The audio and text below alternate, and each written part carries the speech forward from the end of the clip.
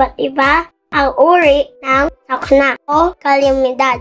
Kabilang dito ang mga sumusunod: bagyo, lindol, baha, sunog.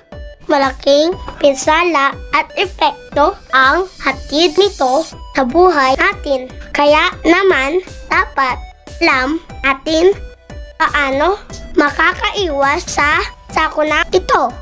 Narito ang mga ilang paraan upang maiwasan natin ang sakuna. Gaya ng sunog. Huwag maglaro ng posporo o lighter. Huwag maglaro ng boy. Tanggalin sa saksak ang mga appliances or gadgets.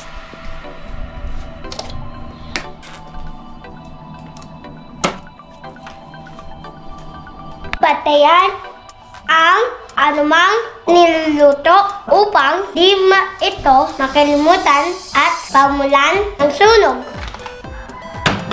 Kapag oras ng brownout, batayin ang kandila na ginamit bago tulog.